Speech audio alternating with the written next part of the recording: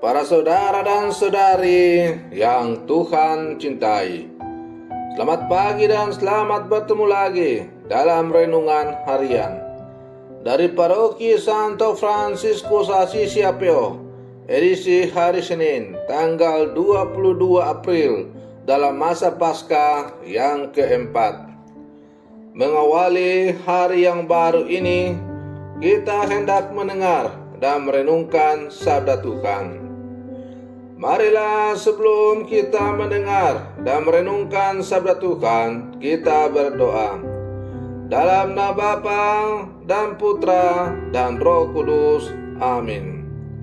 Allah Bapa, Gembala baik umat manusia, janji kedamaian Kau tunjukkan kepada semua orang. Maka bukakan kami pintu gerbang kerajaan-Mu berkat Yesus sabda kebenaran-Mu. Dialah Tuhan dan pengantara kami, kini dan sepanjang segala masa. Amin.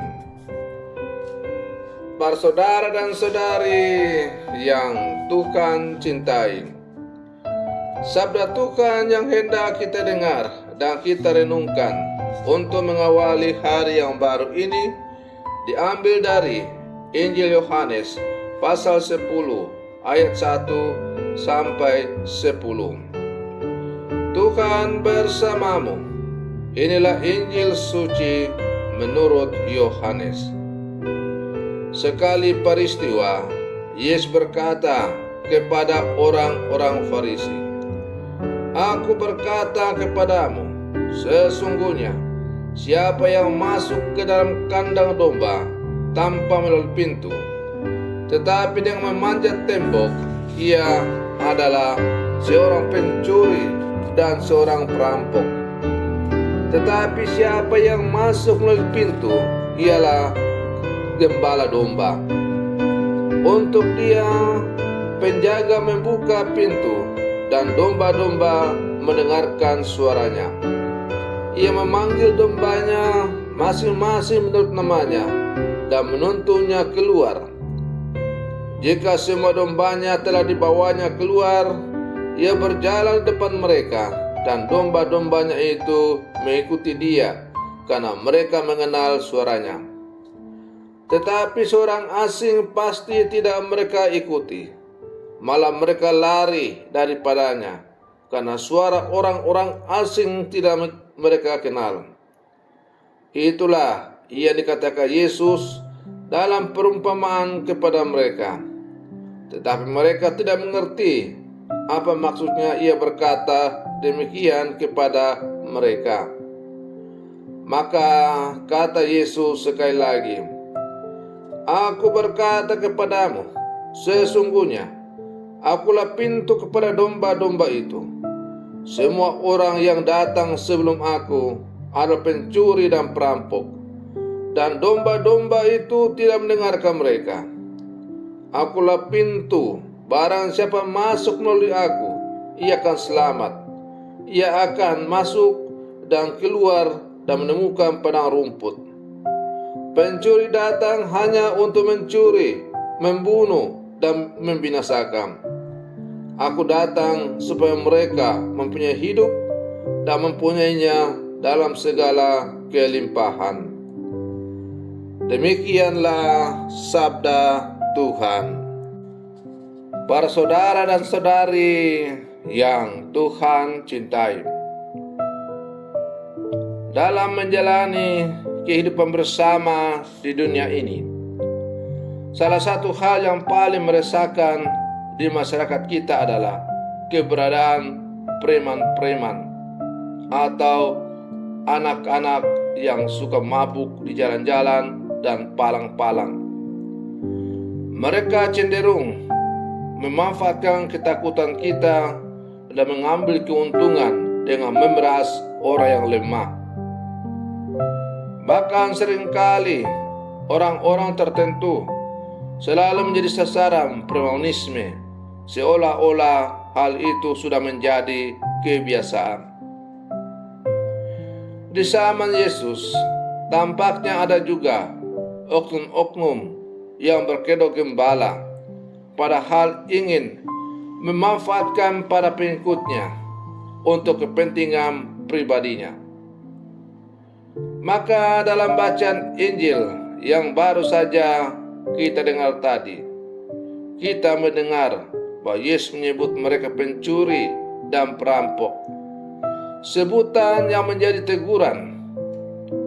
Karena itu Yesus mengatakan demikian, sesungguhnya aku adalah pintu ke domba-domba itu.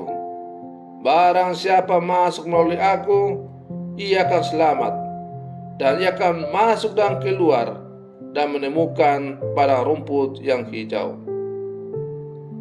Kepada jemaat Kristiani Yahudi di Yerusalem, Petrus menjelaskan melalui penglihatannya bahwa keselamatan Kristus ditawarkan juga kepada bangsa-bangsa lain. Ketika Roh Kudus turun kepada bangsa-bangsa lain, Petrus segera tahu bahwa itu memang kehendak Allah. Dalam setiap pewartaan iman, Yesus Kristus adalah pintu masuk ke dalam hati umat beriman. Para saudara dan saudari yang Tuhan cintai, maka kalau melalui bacaan Injil tadi, Yesus memperkenalkan dirinya sebagai pintu gerbang untuk menuju kepada keselamatan.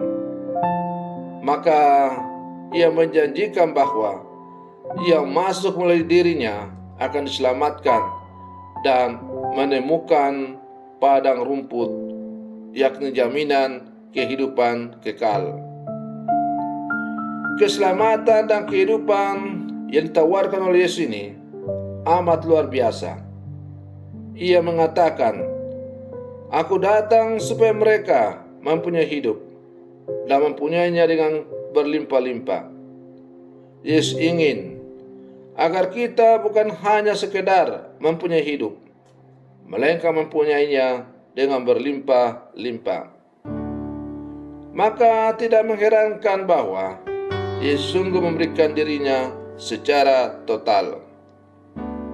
Para saudara dan saudari yang Tuhan cintai, sebagai murid-murid Yesus yang hidup sama sekarang, kita diajak hendaklah menyadari bahwa hidup yang berlimpah itu bukan untuk kita nikmati sendiri, tetapi hidup yang berlimpah dalam Tuhan itu adalah hidup yang mesti dibagikan kepada sesama kita, sehingga berita keselamatan, rahmat keselamatan tidak hanya didengar, dinikmati oleh diri sendiri atau hanya sekelompok orang, tetapi oleh semua manusia yang mendiami muka bumi ini. Oleh karena itu, semangat kerasulan yang diberikan oleh Sang Gembala Agung kita hendaklah selalu menjiwai seluruh kehidupan kita sebagai murid-murid Yesus yang hidup di zaman sekarang. Para saudara dan saudari yang Tuhan cintai, mari berlangkah bersama dalam seluruh kehidupan kita ini. Kita setia kepada suara Gembala kita, Gembala Agung kita, Yesus Kristus, dan membiarkan Gembala Agung kita, Yesus Kristus, menuntun kita kepada rumput yang hijau melalui gembala-gembala yang Ia utus untuk menggembalakan domba-domba atas namanya. Semoga perenungan saya untuk mengawali hari yang baru ini semakin menghantar kita menjadi murid-murid Yesus yang sejati. Selamat pagi, Tuhan Yesus memberkati.